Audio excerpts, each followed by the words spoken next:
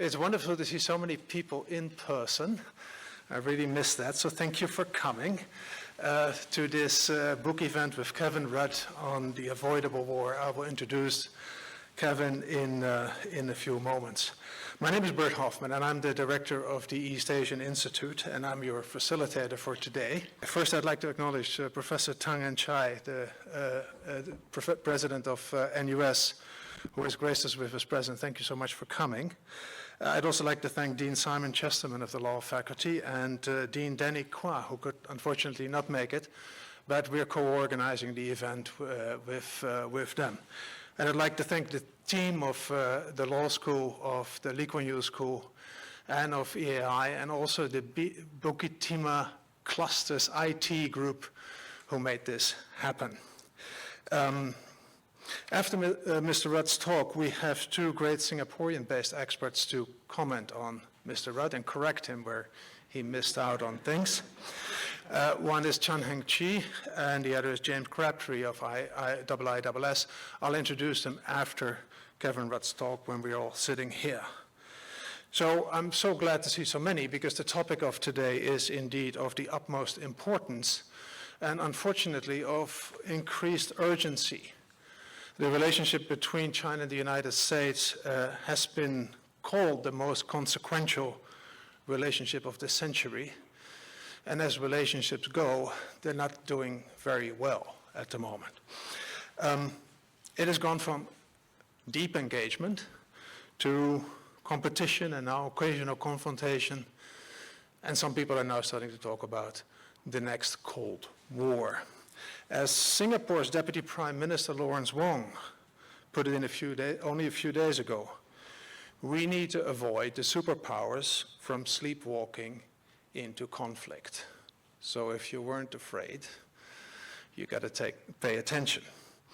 Much as the China-US relationship is the most consequential relationship of this century, I believe that The Avoidable War,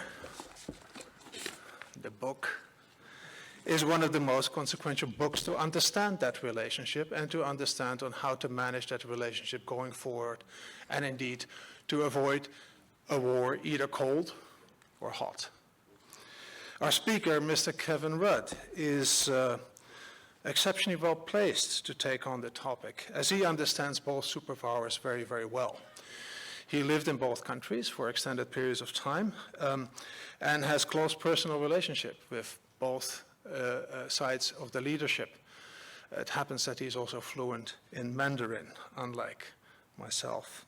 And he has studied the China-US relationship for almost 2 decades now, I believe, or maybe even more than 2 decades, and he's published widely on it. This is not his first book on this. And Danny Kuan rightfully called him a giant on US-China relationships.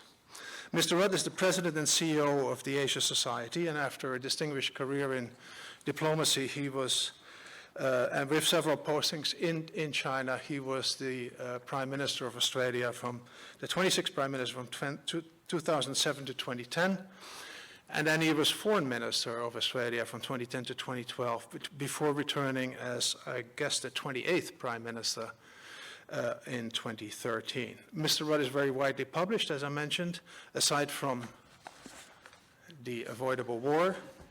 He also has The Case of Courage on how to revive Australia's democracy and contain the powers of the Murdoch press. The PM years on his years as Prime Minister of Australia, and Not for the Faint-Hearted in his run-up, the journey to politics. And I see sort of a trilogy there, and which should be called Politics with Aussie Rules or something. And Aussie Rules is a really rough way of football. Mr. Rudd has been a member of various high-level UN committees in recent years, including one on sustainable development and an independent committee on multilateralism. He led and wrote the chair's report. Mr. Rudd graduated from the Australian National University with honors in Chinese studies, and he also studied at the National Taiwan University in Taipei, and he has an honorary doctorate from Peking University. I can go on, but let me quote President Obama on him, and I really like this quote, because then you know what you're dealing with. So I quote, "I find him smart but humble. He's always constructive and incisive and pragmatic. I think he comes to the job wanting to provide better opportunities, not just for this generation, but also for the next. The China-US relationships, in my view, could indeed use a man with such skills. Kevin Rudd, the floor is yours.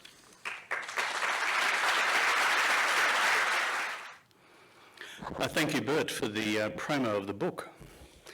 That's the book, in case Bert needed to point it out to you again. I'm now into retail, and so there'll be a free set of steak knives if you buy 100 copies. It's good to be back in Singapore. It's been too long. It's good to be back at the National University of Singapore. And I'd certainly like to acknowledge the colleagues who are here from the university today, including Professor Chee, President of the university, Professor Simon Chesterman, fellow Australian, Dean of the NUS Law School, as well as Bert Hofman from the East Asia Institute. And of course I see Kishore here. Good to see you, Kishore Mahbubani. The colleagues from the Lee Kuan Yew School of Public Policy, and our old prof from the Australian National University, Wang Gungwu, the venerable and eternal Wang Gungwu. I was taken in your introduction, Bert, when you said that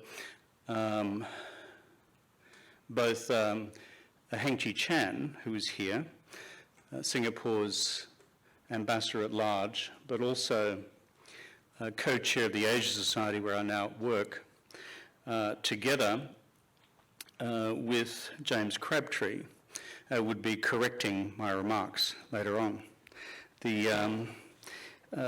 In the tradition of the Chinese Communist Party, I could conduct a self-criticism now, but I look forward to doing that after I receive the criticism from my comrades in the small group session to follow. What I'd like to do in the next 20 minutes is traverse briefly the arguments of the book and why I'm here in Singapore to speak on it, and having met with various of your Singapore government officials earlier today. Why have I written this book entitled The Avoidable War?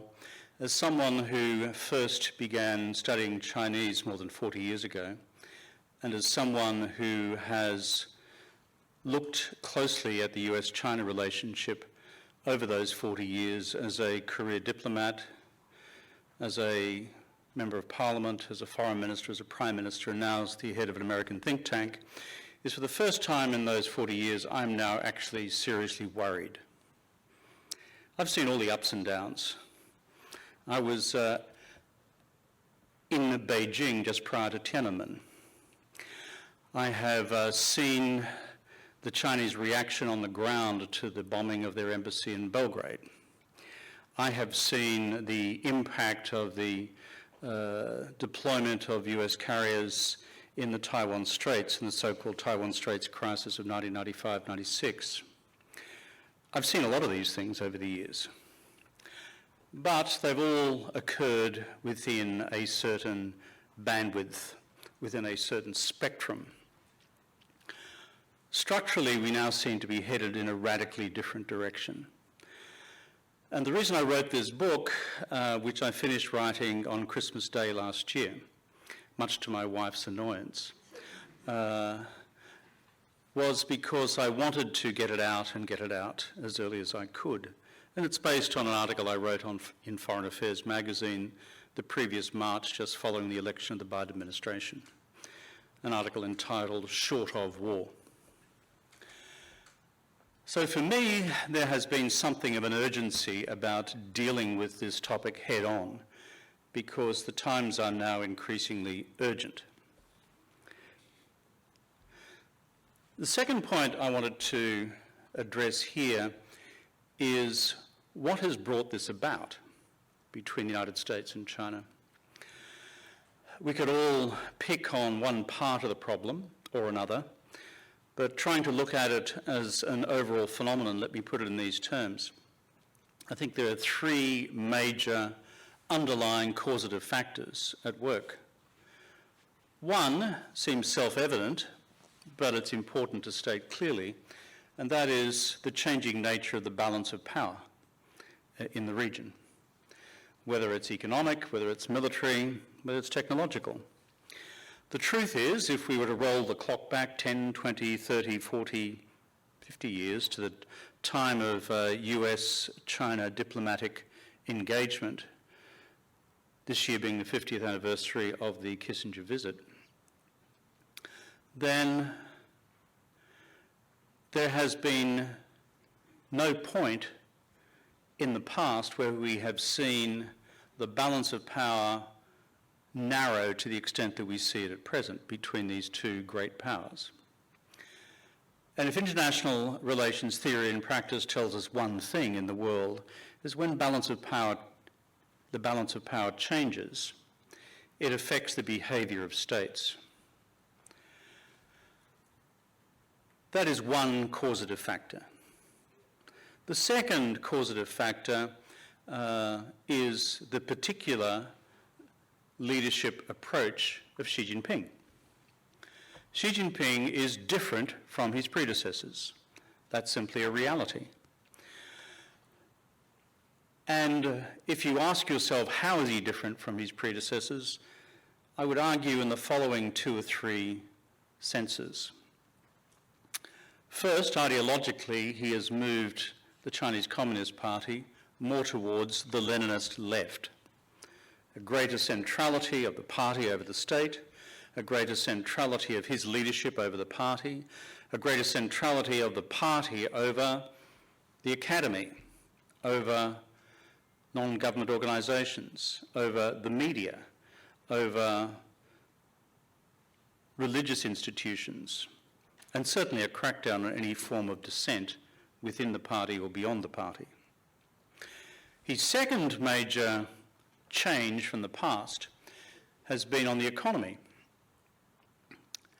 In the economy, at least since 2017 and arguably just before, he's progressively moved the centre of gravity on Chinese economic policy to what I call the Marxist left, a greater priority of state-owned enterprises over the private sector, a greater priority attached to state industrial policy as a foundation for future innovation rather than the private sector, a predisposition to crack down on tech platforms for fear of monopoly, for fear of private sector control over data, a predisposition towards a greater redistribution of income through the agency of the common prosperity agenda.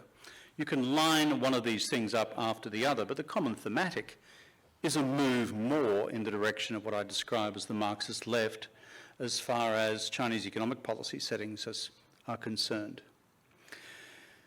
And the third change that I see under Xi Jinping's leadership is the fact that Chinese nationalism has moved further to the right and supported a more assertive foreign and security policy in the region and beyond. Not just the external manifestations of what we would call wolf warrior diplomacy from time to time, but other punitive actions against individual states who have earned Beijing's wrath, whether it's Lithuania in Europe, whether it's Australia in this part of the world, for one set of misdeeds or another, at least as perceived from Beijing. But at its core, this change in external behaviour or foreign policy behaviour derives from a doctrinal change which we saw evidence at the party's Central Conference on Foreign Policy Work in 2014, where formally we saw the abandonment of a several decades long strategy of hide your strength, bide your time, never take the lead, 韬光养晦，绝不当头, to a new strategy which went by the euphemism of 奋发有为, or striving for achievement, as it's often translated.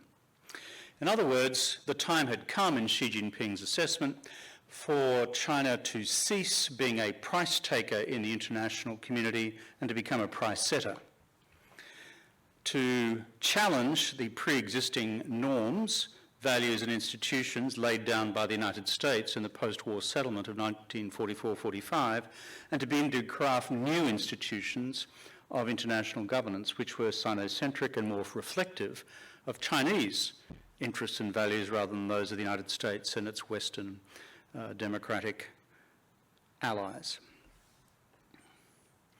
So to aggregate these three sets of changes, ideological changes which have driven the party more to the Leninist left, driven the centre of gravity of the Chinese economy more to the Marxist left, I think with real consequences in terms of China's actual growth rate. And then thirdly, as I said, a change to the nationalist right in terms of China having a more assertive foreign security policy. I said before I was going to identify three main driving factors for change which have brought about this crisis in US-China relations. The balance of power, Xi Jinping's changed leadership style and changed leadership of the country itself.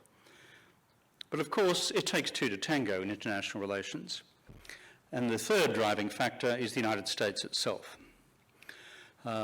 During the shambolic years of the Trump administration, and shambolic is a generous adjective to describe the nature of the Trump administration, because it genuinely was a shambles. Nonetheless, from the ashes of those shambles, there emerged by the end of 2017, in November of that year, under H.R. McMaster, the National Security Advisor, a new national security strategy for the United States of America, where the Republican administration, without opposition from the Democrats, said that the age of strategic engagement, which had governed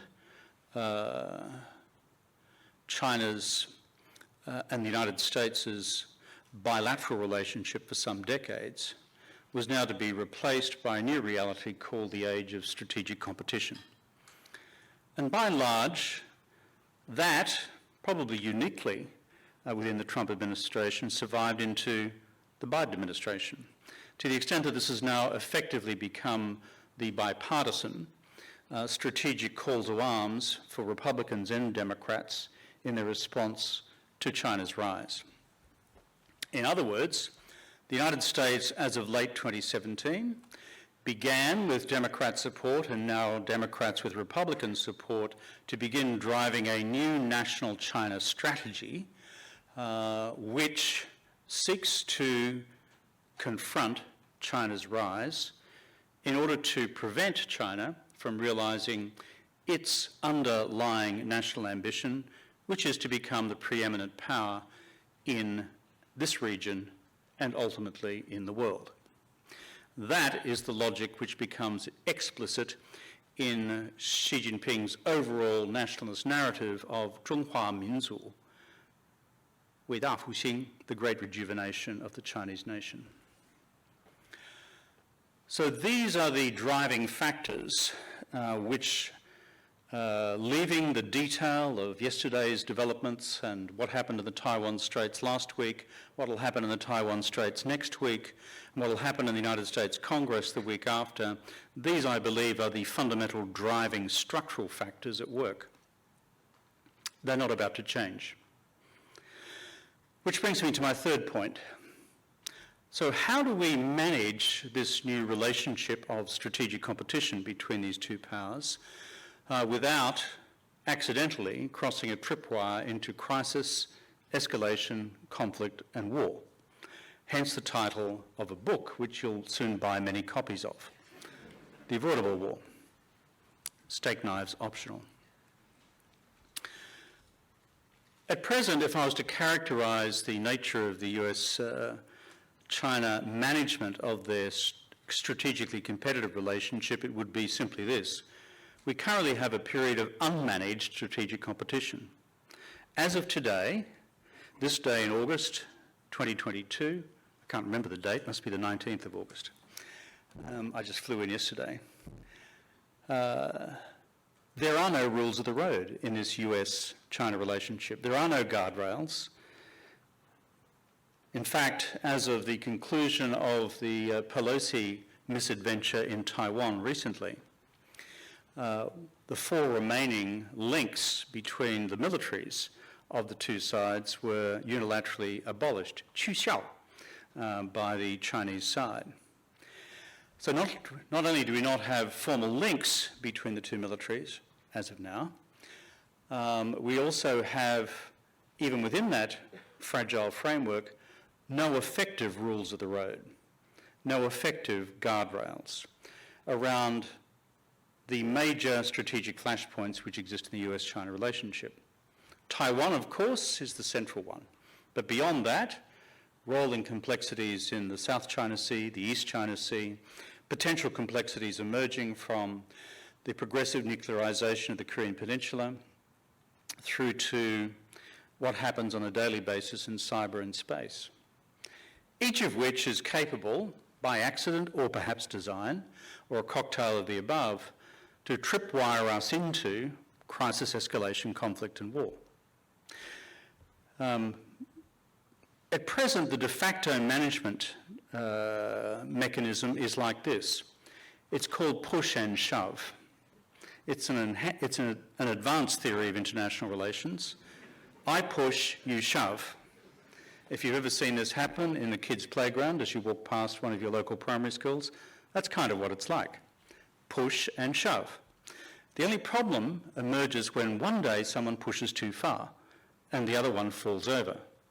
And then it's usually on for young and old. Maybe that's just in Australian primary schools. Singapore, you're always well behaved. By definition, we Australians are not. I don't think that's a terribly good way to conduct international relations.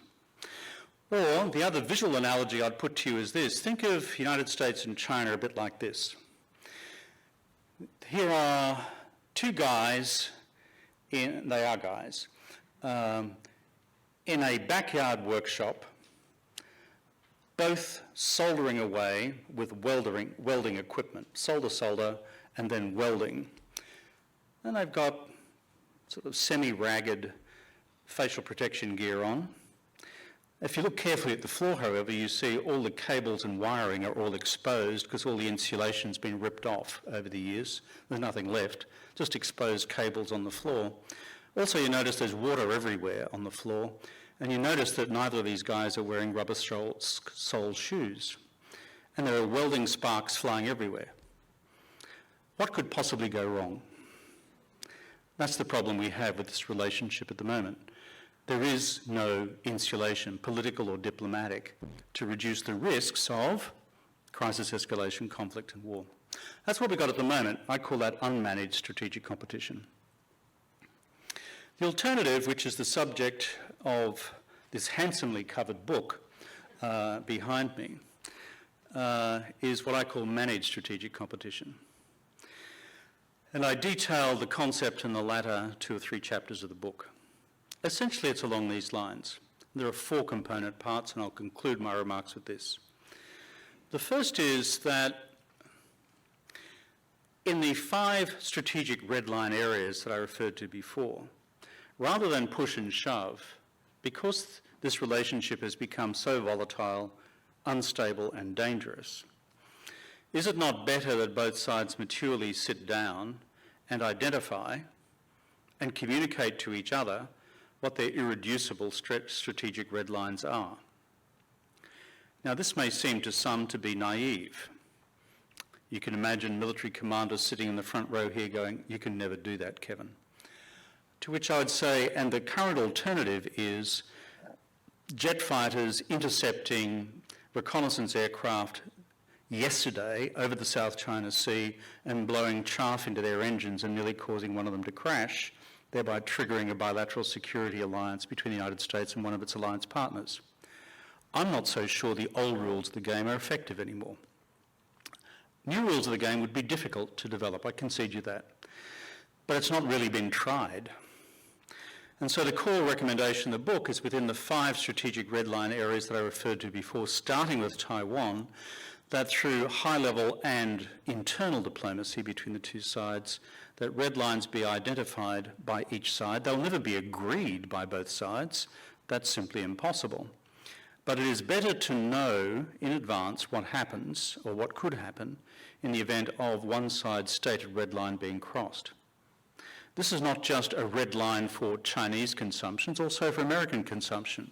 For the United States to willfully play around with the language and the symbols and the substance of the one China policy, which we've seen recently in gay abandon through Nancy Pelosi's visit to Taiwan, and other potential instruments of US policy in the months ahead, including the Taiwan Policy Act, my argument is that also would constitute the potential violation of a real red line. The second element of managed strategic competition is this. If you can agree on the first element, which is the identification bilaterally of strategic red lines in these 5 critical areas, you can then permit, through a joint strategic framework between the two countries, non-lethal strategic competition between the United States and China in all other domains. In other words, the rest of security policy, both sides will continue to arm. In foreign policy across all domains, as each country seeks to expand its foreign policy sphere of influence or its capacity to influence others. And in economic policy, whether it's trade, whether it's investment, whether it's in technology, whether it's in capital markets, whether it's in currency markets, or whether it's in talent markets. And finally, the great non-lethal strategic competition, which I would call ideology, ideation in the world of ideas. Xi Jinping's notion of authoritarian capitalism, his own notion of China's development model, which since the 19th Party Congress he's made on offer to the rest of the world, as opposed to what others would have called the Washington Consensus reflected in the international financial institutions under the World Bank and others. Bert shaking his head at that point. I note early dissent from the floor. And the final element of managed strategic competition is this, is that in addition to identifying strategic red lines in the 5 areas I referred to, and secondly, therefore, through a joint strategic arrangement or framework between the two, embracing the reality of non-lethal strategic competition in the other dimensions of the relationship. Thirdly, you still provide political and diplomatic capital to enable both Washington and Beijing to collaborate in areas of defined global public goods which are in each side's national interest. You know the list as well as I do. Climate, planetary challenge, but challenge to both China and the United States domestically as well. But unless they both act, we all get fried. Secondly, global financial stability. Anyone who thinks that the global financial crisis, which caused my hair to go white when I was Prime Minister, didn't fall out, but it turned white. Anyone who thinks that this is not a repeatable international occurrence is deluding themselves, particularly given the mountains of debt which have been accumulated in the global economy, both through sovereigns and some corporates, through the period of the pandemic. Thirdly, global public health management, given how much we stuffed up the management of the last global public health crisis called COVID, which is why you're all looking like the Lone Ranger here in front of me today with your masks. And then finally, of course, nuclear non-proliferation. There's one thing that generally unites the nuclear superpowers is that they don't want to see these weapons proliferate to a further set of countries beyond the 5 who technically have them now, or the 7 who both technically and informally have them now, if we roll in India and Pakistan as well. And that, my friends, is the notion of managed strategic competition.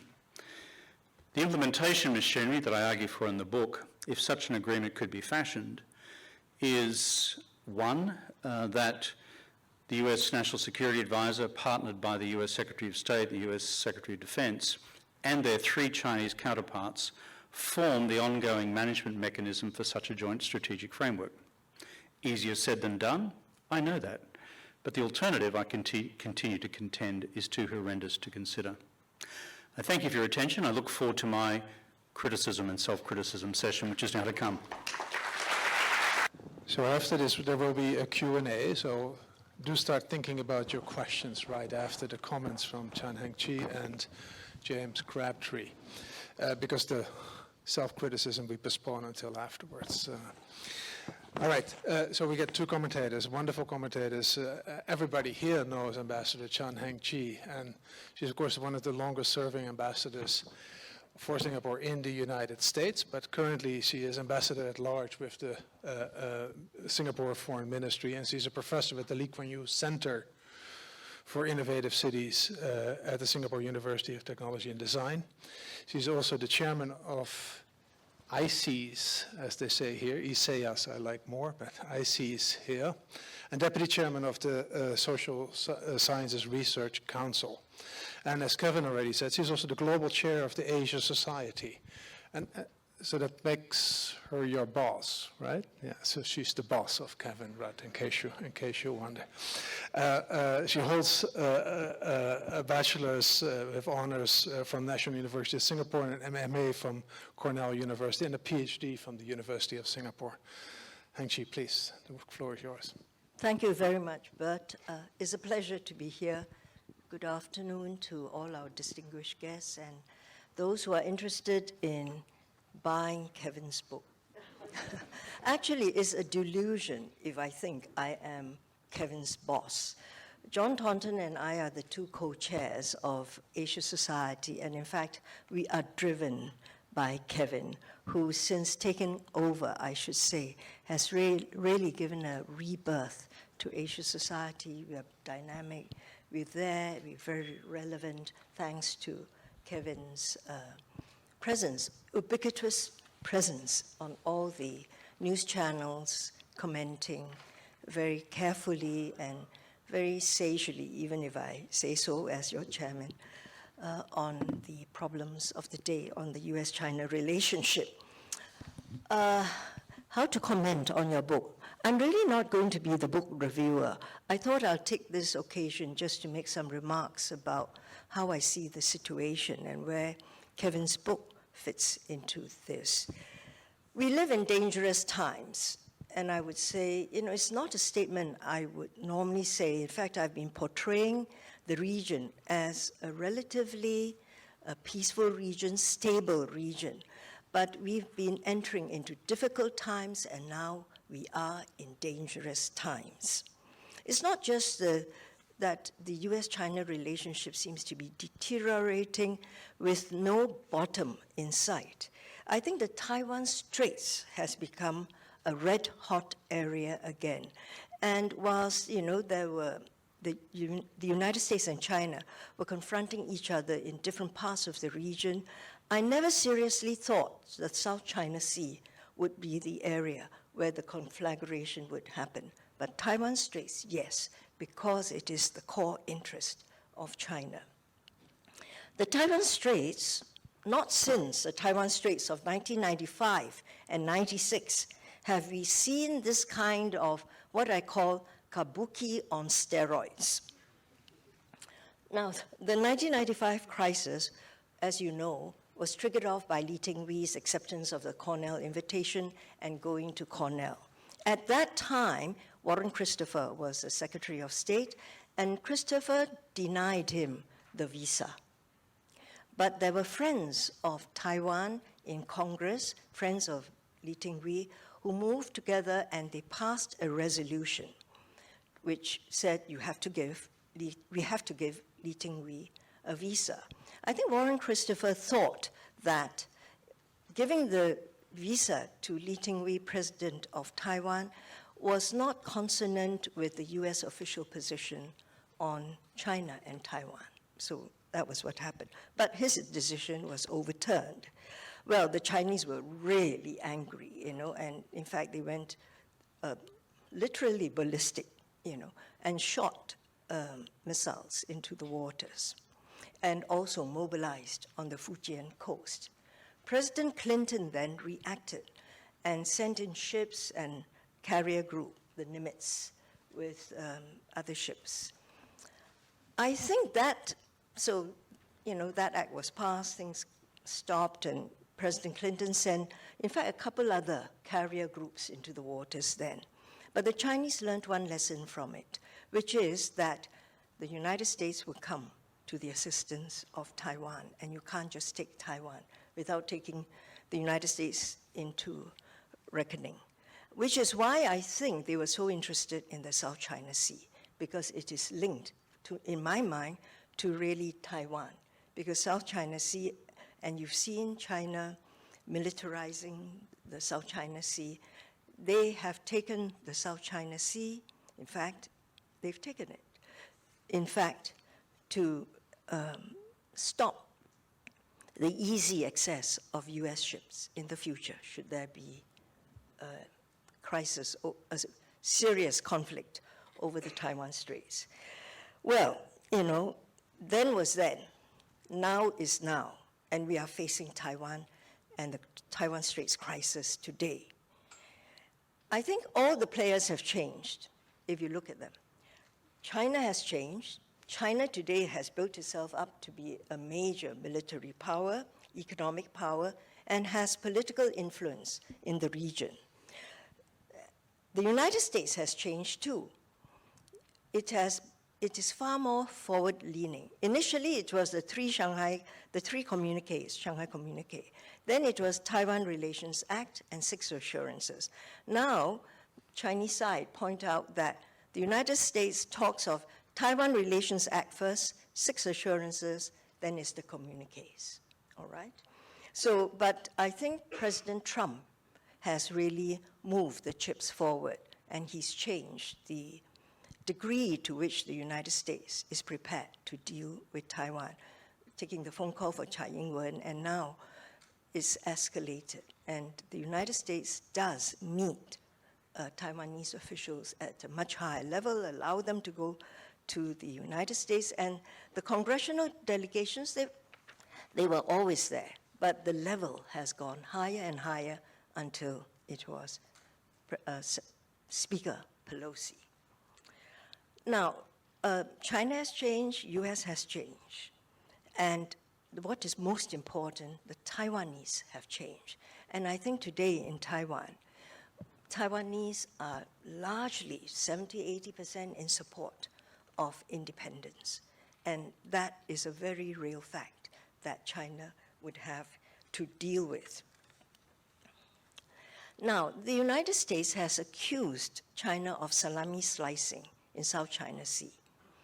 I think the US salami slices in Taiwan by pushing these, meetings and upping and escalating the level of dealing with Taiwan. China is now salami slicing too.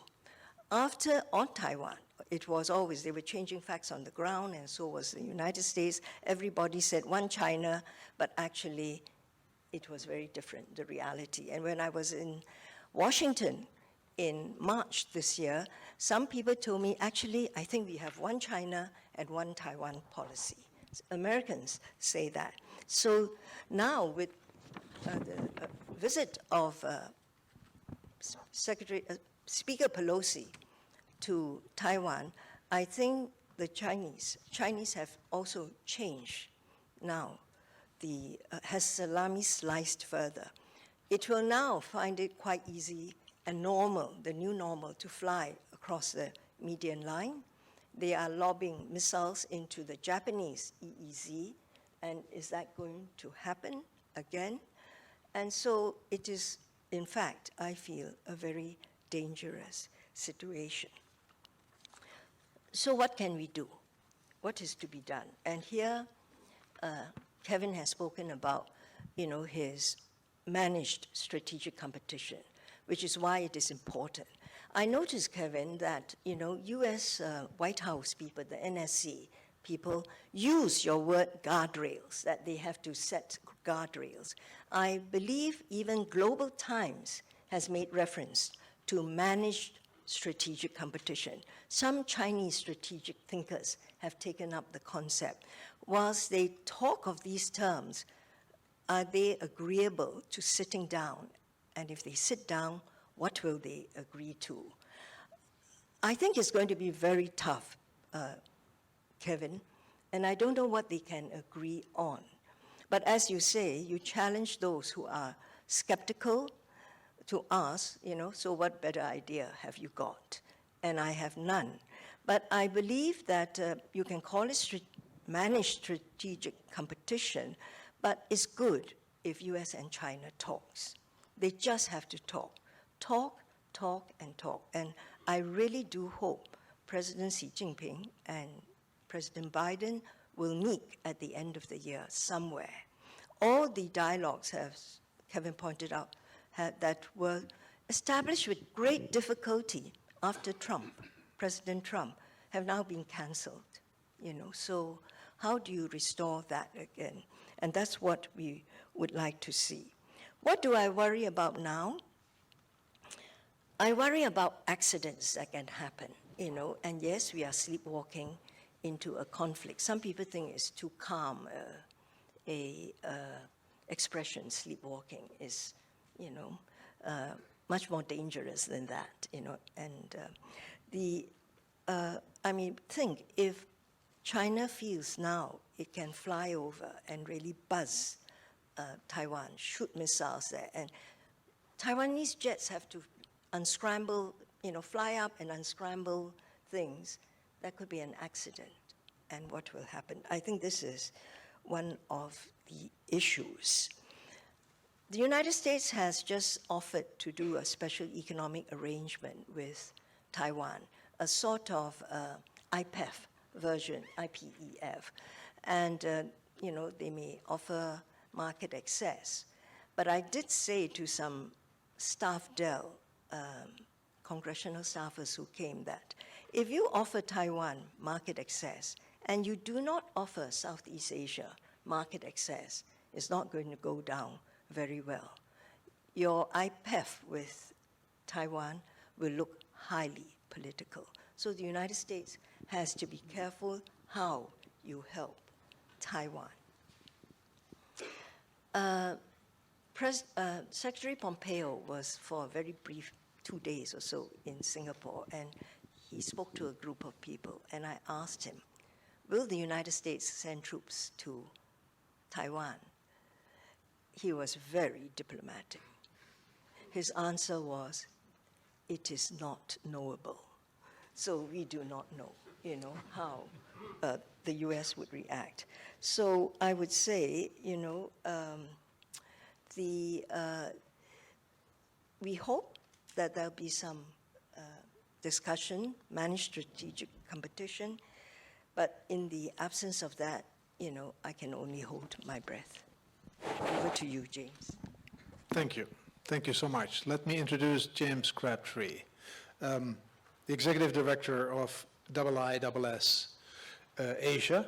James plays a leading role in organizing the annual IISS Shangri-La Dialogue, sponsored by the Singapore government, as far as I know, and also the IISS Fullerton Forum. Prior to joining the IISS, James was a Singapore-based author, but also a colleague at the Lee Kuan Yew School here, in a professor of practice in public policy. His best-selling book, he also wrote a best-selling book, and Kevin's book has still stiff competition, is The Billionaire Raj, and it was recently selected as being one of the 5 or 6 books that really tell you something about today's India. And that was not when he wrote it, but it was still now a number of years after, so it's still very current. James, your views on Kevin's book and what he said, and what you'd like to say else. Thank you, Bart. It's lovely to be back here at the Lee Kuan Yew School, and a delight to be part of what Kevin is styling as the struggle session over his book, to see if he's committed any thought crimes. I've already read the book because I was lucky enough to review it. It's excellent, even without the steak knives, and I would recommend it to you. I think I should also pay credit to Kevin. It's very unusual for a former political leader to contribute intellectually to these debates in the way that Kevin continues to do, and particularly in an audience at a School of Public Policy where you aspire to have political leaders who are also genuine intellectuals, public intellectuals. I think it's worth just taking a moment to note what Kevin Rudd has managed to achieve, not just in this book, but in his many other contributions for the Asia Society and others. Let me just say 3 brief things before we turn it open to Q&A, which echo a lot of what Ambassador Chan just said. The first is that I think Kevin is right. We should all be worried. The oddity of the last year before the current events in Taiwan was that the situation between the US and China was very bad, but it wasn't that unstable.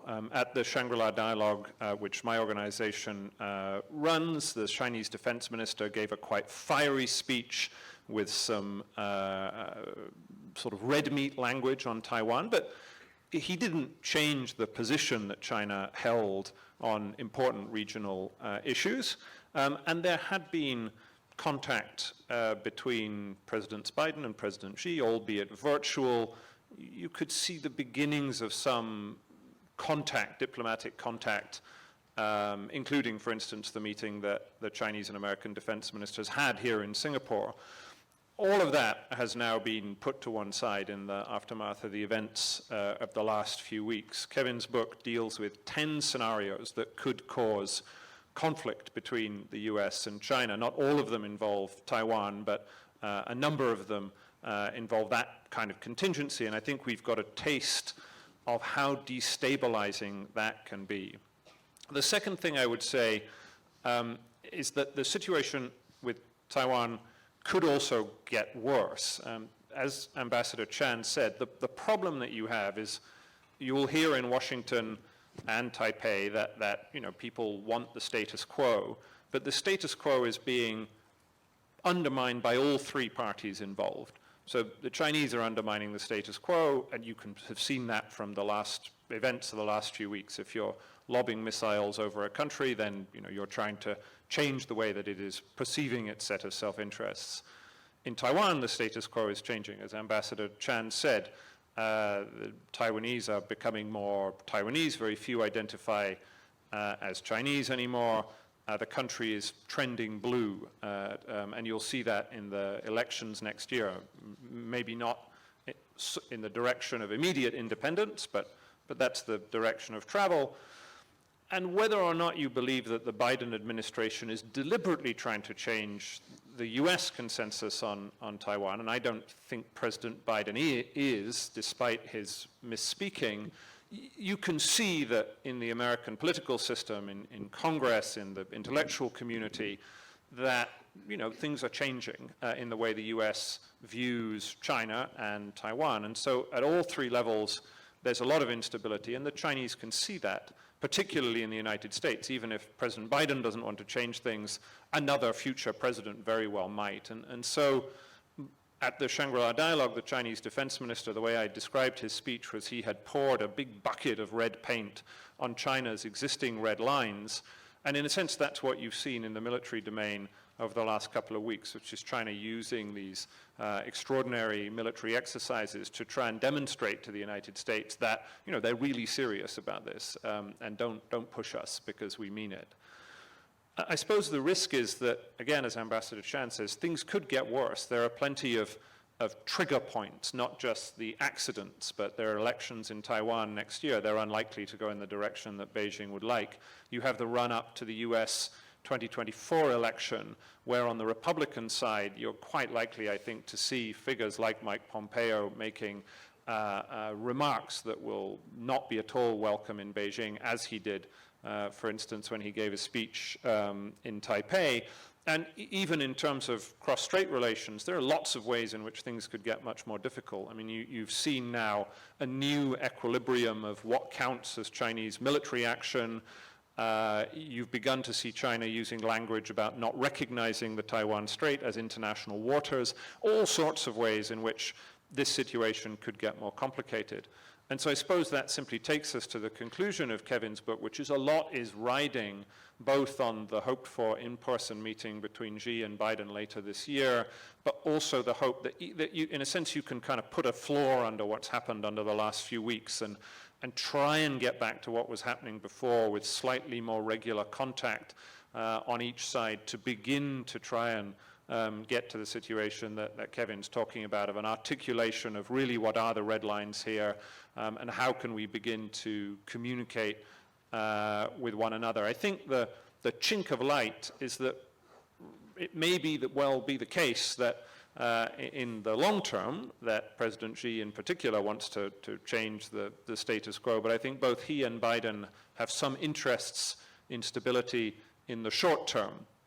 And that, I think, gives at least some reason for optimism that both sides may find a way in the short term to try and put a floor under what's happened over the last few weeks. Bert.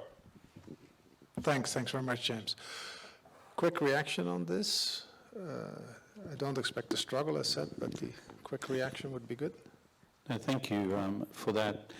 Let me just go to one essential point, which was raised by Heng Chee at the end of her remarks, and was underlying, I think, James's remarks, which is as follows. Does this foolish idea of mine have any hope of realization? So, I'm an eternal optimist. It comes from being a sunny Australian who grew up in a nice place. But the whole concept of managed strategic competition is not idealistic, it's deeply realist. If you work your way through the pages of the text, you'll see that it simply accepts the reality as it is now, that we are in a world of strategic competition. I'm not in the business of wishing that away. That is a fool's errand right at the moment. So, on the American side, how's it going? As Heng Chee indicated before, what's interesting is that both the President and the Secretary of State, the National Security Advisor, over the course, and the Undersecretary of State, over the course of the last while, have increasingly used language which includes the terms managed competition and guardrails. So I'm pleased about that, not because it's a question of ownership and authorship, but because as a matter of logic, the administration, I think, is working through how do you stabilise this beast? And stabilising the US-China relationship is one thing, normalising it is quite something else. I'm in the business of strategic stabilisation. Normalisation is a return to the status quo ante in terms of all manner of, let's call it, engagement across the totality of the relationship. I'm at a much more basic bargain basement view of this thing, which is how do you strategically stabilise it. So I am somewhat encouraged that I think people, through a parallel process of logic, whether they borrowed from the concepts advanced in the book or not, or from earlier articles I've written last year, is that within the administration, if you look carefully at what they are saying and doing, it, in my judgment, prior to the Pelosi implosion, technical term, was trending in this direction. The second thing I would say, and I'll close my remarks here, and Heng Chee again alluded to this before, was to my great surprise, at the Peking University, or Tsinghua University World Peace Forum, Hoping Luntan, the conveners asked me to deliver a speech, nothing unusual about that. I do one every year because I believe in keeping the lines of engagement with our Chinese counterpart institutions fully open. Better, as Churchill always said, to jaw than to war. Kind of my view of the world too. So I gave a speech which for the first time in Chinese was an exposition of the concept of managed strategic competition. So that's nothing remarkable because the Chinese then control the subsequent dissemination or non-dissemination of the remarks. But within a few days, the request came in from Trenqiao Shibao, Global Times, which regularly, by the way, attacks me for various things, to publish the text in full. So this is a full-page article in Trenqiao Shibao outlining the need for managed strategic competition. Now, it's not Renmin Rabao, it's not a Zhongyang Baozhi, it's not a central Chinese propaganda newspaper, of which there are 4 in the Chinese system. This is the slightly unofficial version of the Zhongyang Baozhi, but it still doesn't simply free rein. So what do I conclude from that, plus my engagement with various Chinese think tanks around this topic, is that our Chinese friends, in their own way, were moving in a parallel direction below the radar to try and find an anchoring point to restabilize this relationship prior to the Pelosi implosion. And in fact, forms of language were beginning to be discussed about what that could be, which I reflected in an article I wrote in Foreign Affairs magazine only about a month or so ago, 1 week before the final Pelosi implosion. So I'm not a big fan of Nancy, as you may have guessed, because a lot of us have been putting in a lot of effort to step back from the abyss and to try and find a mechanism to stabilise this thing. But I say that as my reflection on the two sets of comments to indicate to the audience that I don't think it's just whistling into the wind. I think we are actually talking about something which has some real resonance in both capitals, because in my judgment, right now, neither side has any interest in a war, least of all one caused by accidental implosion from a major uncontrollable incident.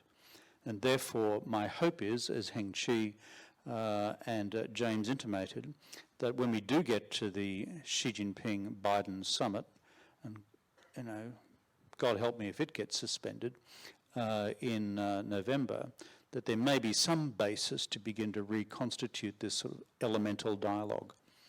Back to you, Bert.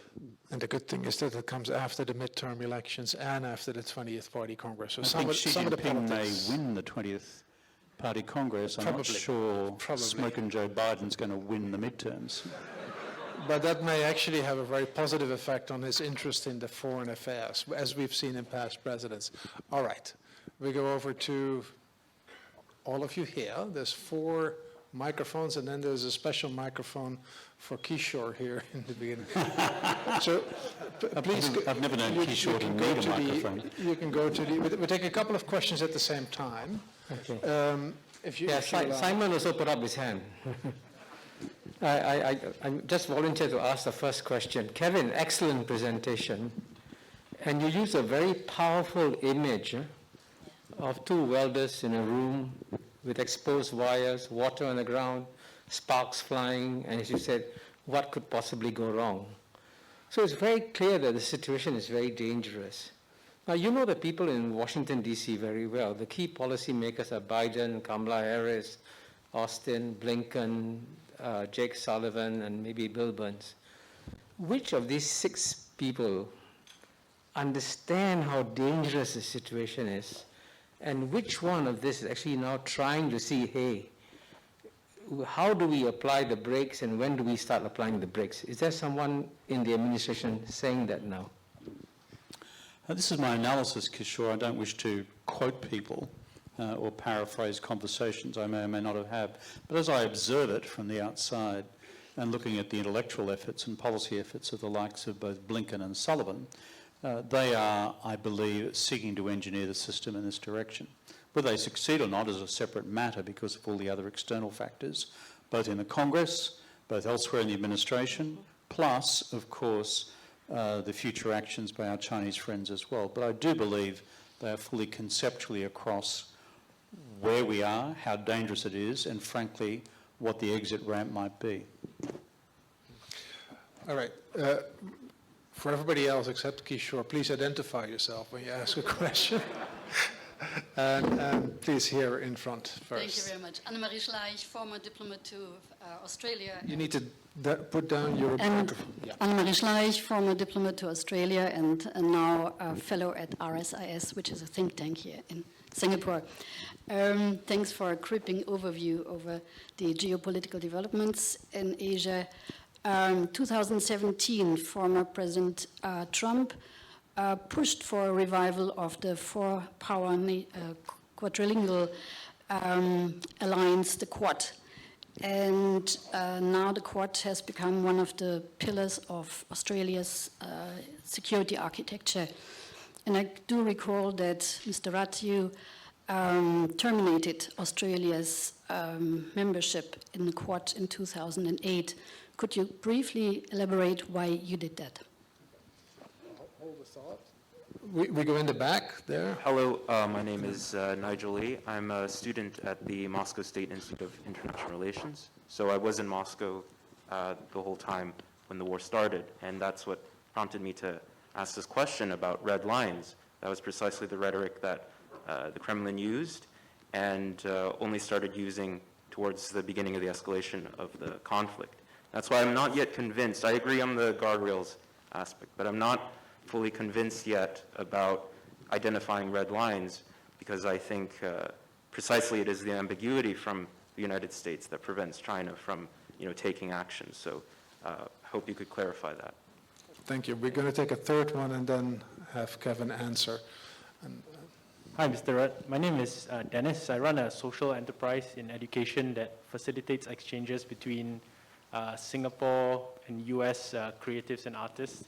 You've highlighted in the past the importance of individual agency, how actors and entities can shape the course of US-China relations.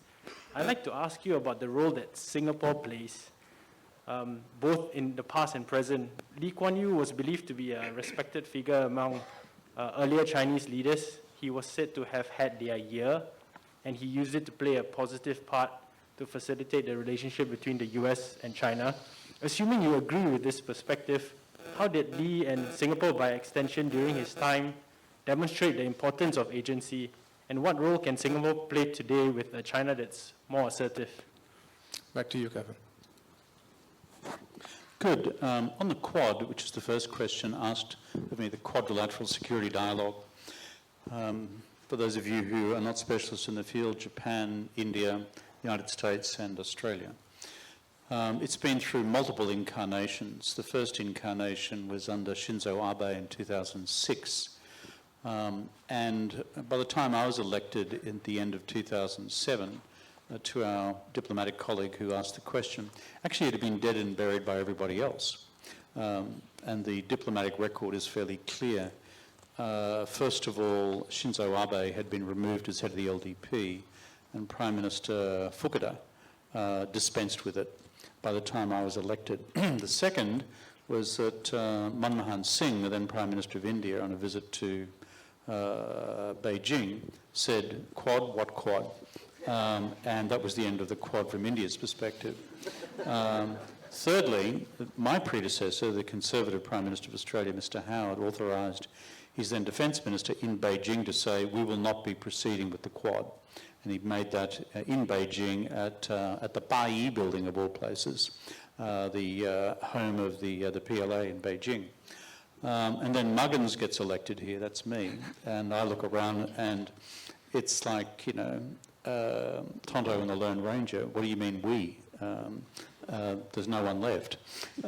So therefore, whereas the historiography of it is that, quote, I cancelled it, I think that's an historiography question, and the documentary history is as I've just described it. Furthermore, the current Quad, I think, has arisen through different sets of circumstances. The only reason it's been elevated to summit level was because of China's monumental stupidity in engineering the border clash with India. Other than that, the Quad would not have come into being. And that, I think, is also an empirical fact. Our friend from Moscow, where are you? I've actually been to your institute, I've seen your picture. Oh, I'm sorry about that. Yeah. I didn't have an order of Lenin or anything, did I? So it was a joke, by the way. You make a very good point about the difference between guardrails on the one hand and red lines on the other. And I have used the two semi-interchangeably, but I'm very conscious of the difference between the two. De minima, we need guardrails. And guardrails actually do not have a final, as it were, crossover point. They keep you within a track. A red line is when you actually are about to cross, as it were, an obstacle in a road. I would suggest, and I use the language interchangeably, that working groups be established by both sides to explore both concepts. I expect that they are more likely to come out with a list of guardrails, but they may, in one or other of the 5 categories, come up with red lines as well. One possible red line in one category would be the main maintenance of a form of language and action around the One China policy, which actually prevents China from escalating on the basis of the series of symbolic gestures by the US body politic. That's one example. Another red line would be, in a different category altogether, cyber attacks on civilian infrastructure, for example, by China in Taiwan, and constituting that as a red line. So I think the two are possible, though I accept with you intellectually that the first is a more productive way to go. On the question of individual agency for Singapore, because I'm in Singapore, I'm not going to answer that question. I'll make a general comment instead. Is that diplomatic of me? And Chee can also kick in afterwards. We'll ask Heng Chee to ask this question. Look, you're right about Harry Lee. I was an enormous fan of Harry Lee's, apart from his criticism of Australia, and which he did from time to time. Yeah, you did, yeah. So, but the fact that you could bring this country into being is just a remarkable achievement by Lee Kuan Yew, frankly. It's when you think of the circumstances in the late 50s and 60s. So I've always been a big read of what Lee Kuan Yew has had to say over the years. Secondly, can I say this? In my readings of Lee Kuan Yew, what always struck me was his singular contribution to the US-China relationship was as follows.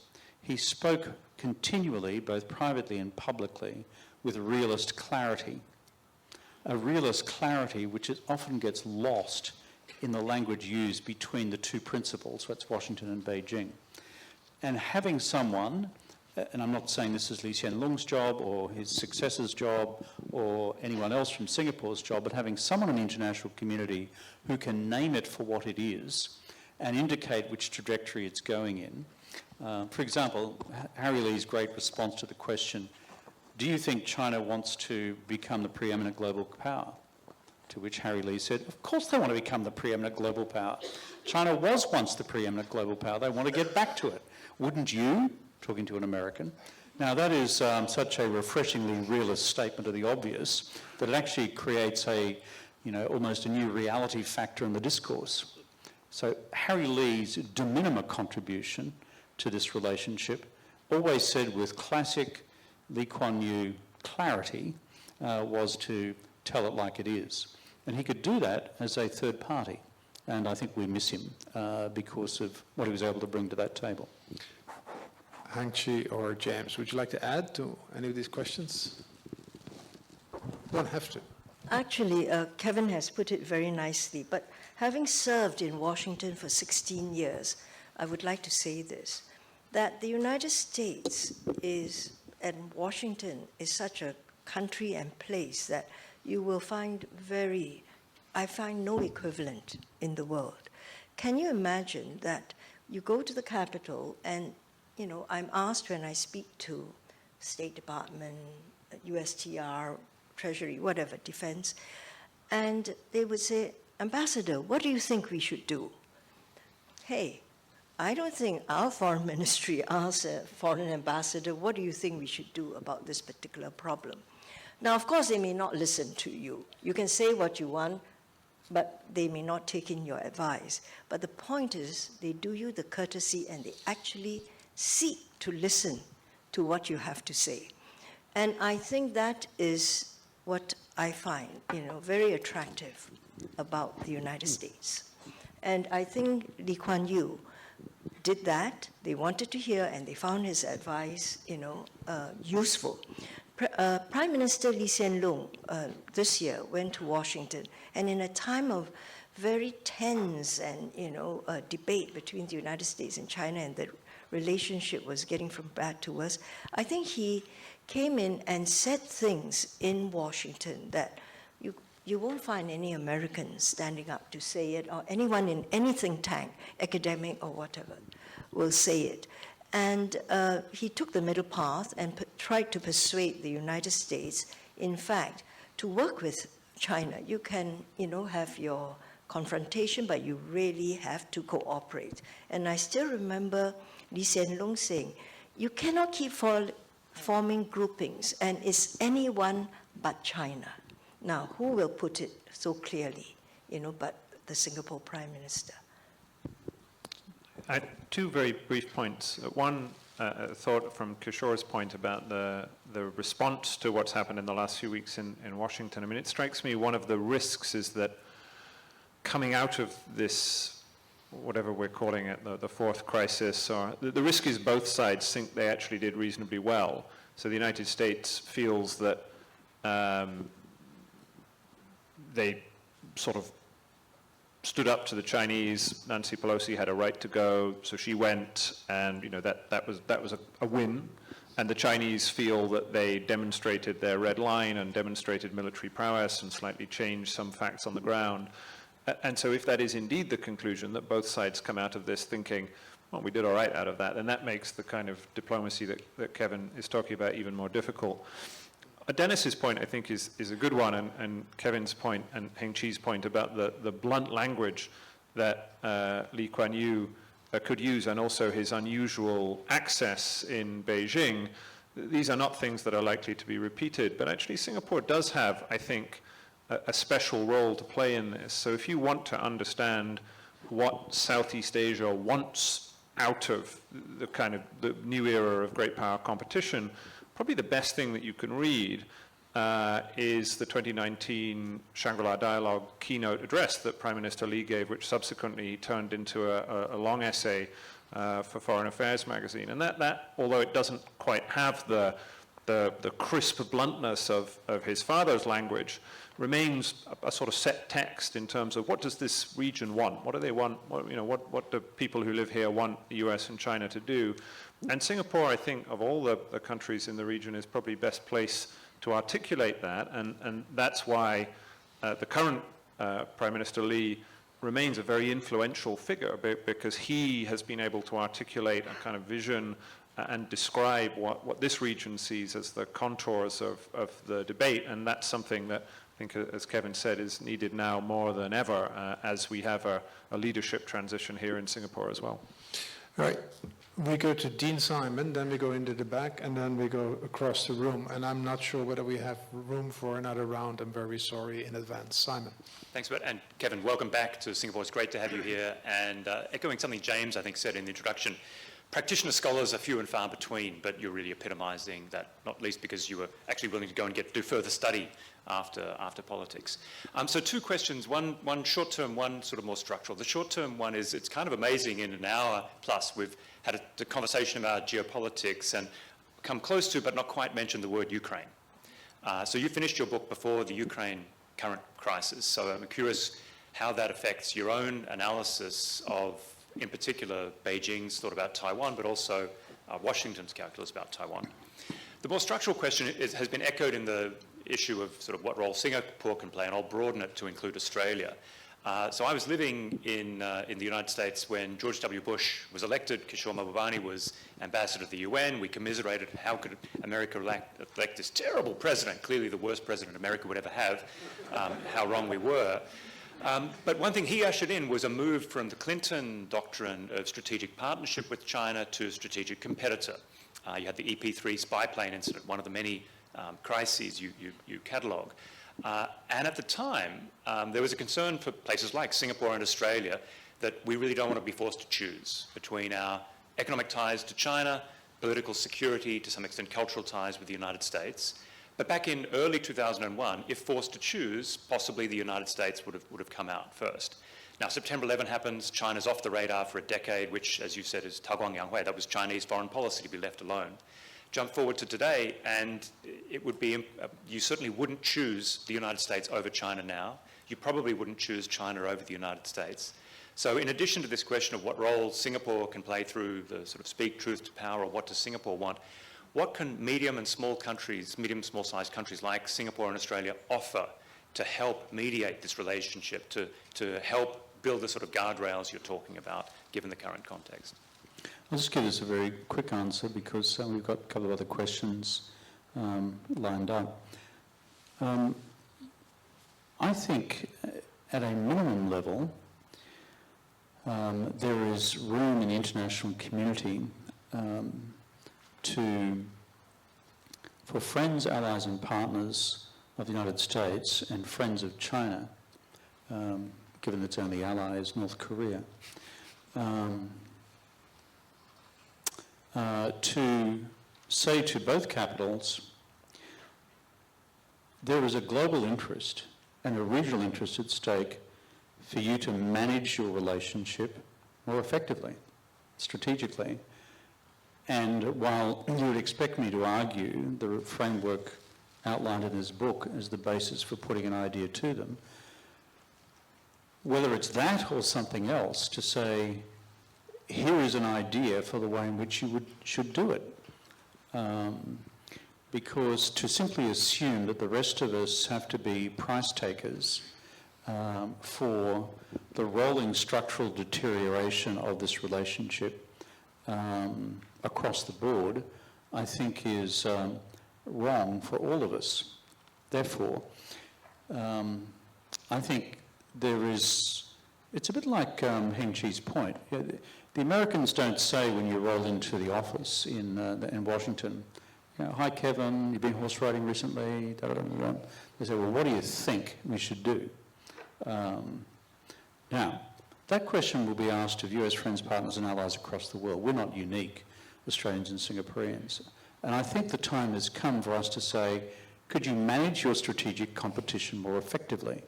Here is a framework in which you might think of doing that. And if it's not this framework in this wonderful book with a beautiful cover, as I say in the book, come up with a better idea. I don't care what it is. But my interest is how do you strategically stabilise this relationship? Because it's getting dangerous for all of us, as well as dysfunctional for the planet, given where we are on climate change. The final point I'd say is that on Ukraine, I'd simply add this.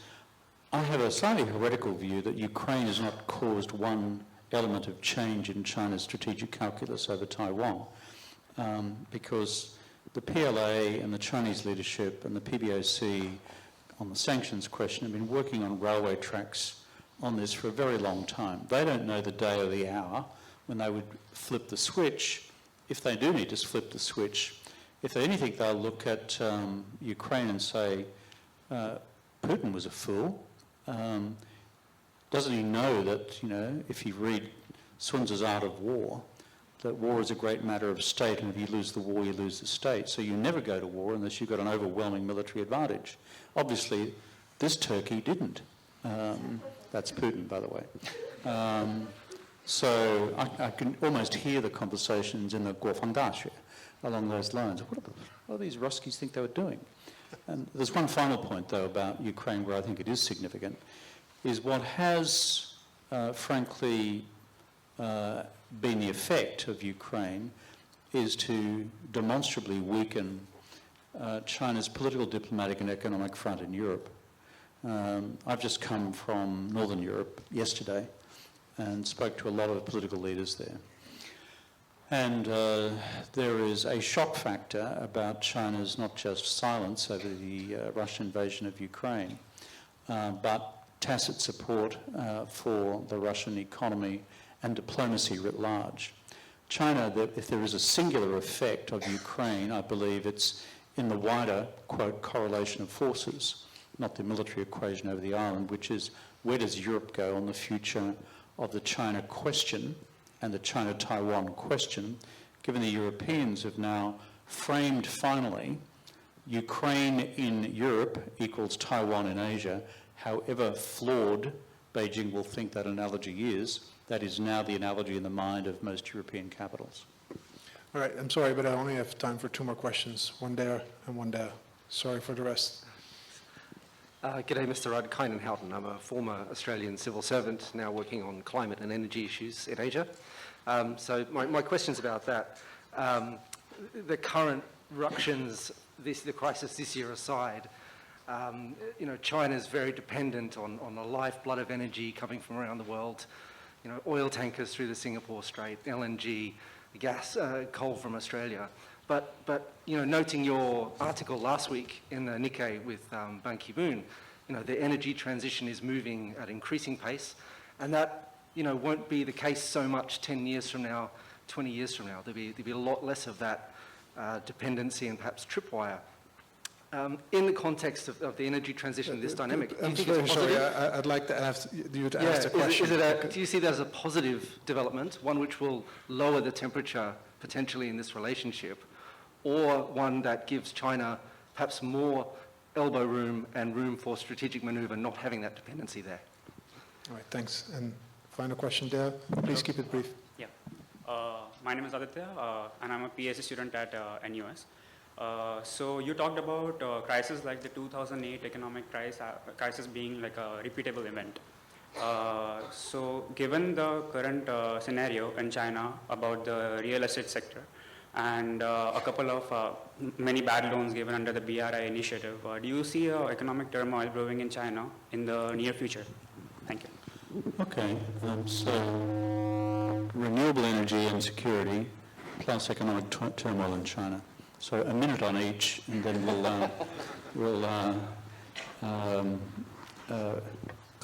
sign a few books on those. Thousands of them. On renewables, I have a very simple view of this. China is acting on climate because China finally has got the science.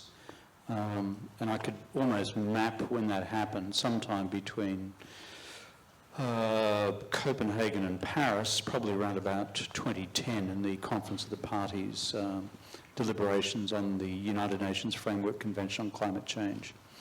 And from that time, you can almost see, it's a bit like watching the Queen Mary change course. It's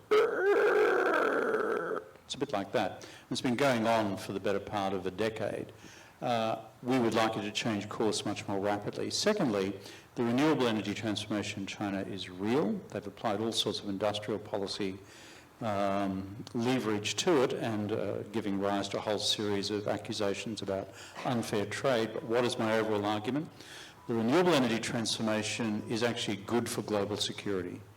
And the reason it's good for global security is that it actually diminishes the strategic significance of sea lines of communication in terms of critical energy supplies over time, and renewable energy becomes, frankly, a greater source of domestic security of energy supply, so long as you can deal with the outstanding technological questions concerning long-term renewable energy storage, both across space and within spaces, geographical spaces.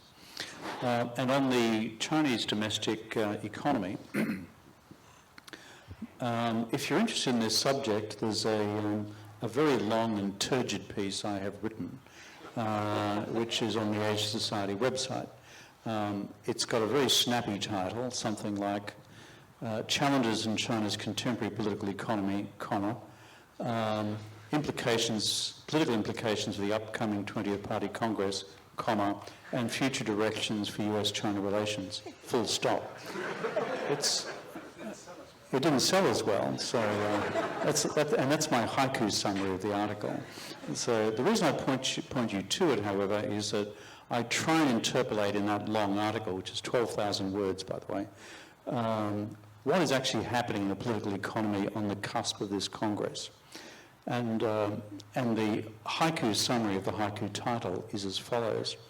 One, the move to the left, Marxist left on economic policy settings, is actually having an effect on China's overall economic growth rate. Private fixed capital investment is down, private business confidence is down, private consumption is down for a series of reasons, of which policy settings change is one of them. And therefore, private residential construction is down for a series of related measures, not least of which is Xi Jinping's description of the private sector as the fictitious economy, and that houses are there to be built, to be lived in, not to be speculated on. For all these reasons, you start to see the private sector, 61% of Chinese GDP, waving a white flag, saying, we're finding this very difficult. We are increasingly sitting on our money and not investing in the future.